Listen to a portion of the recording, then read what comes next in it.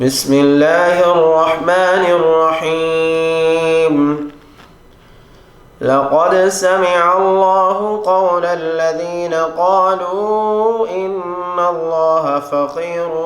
ونحن أغنياء سنكتب ما قالوا وقتلهم الأنبياء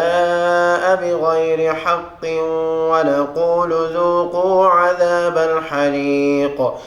ذلك بما قدمت أيديكم وأن الله ليس بظلام للعبيد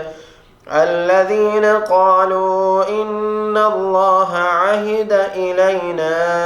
ألا نؤمن لرسول حتى يأتينا بقربان تأكله النار قل قد جاءكم رسل من قبلي بالبينات وبالذي قلتم فلم قتلتموهم إن كنتم صادقين فإن كذبوك فقد كذب رسل من قبلك جاءوا بالبينات والزبر والكتاب المنير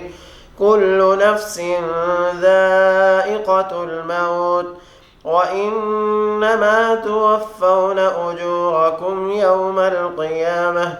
فمن زحزح عن النار وأدخل الجنة فقد فاز وما الحياة الدنيا إلا متاع الغرور لتبلون في أموالكم وأنفسكم ولتسمعن من الذين أوتوا الكتاب من قبلكم ومن الذين أشركوا أذى كثيرا وإن تصبروا وتتقوا فإن ذلك من عزم الأمور وإذ أخذ الله ميثاق الذين أوتوا الكتاب لتبيننه للناس ولا تكتمونه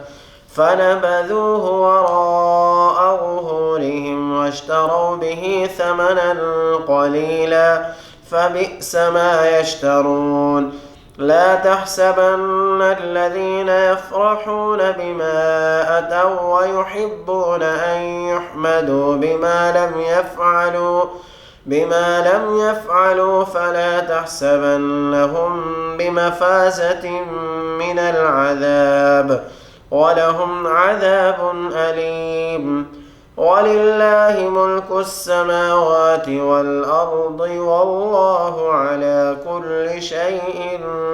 قدير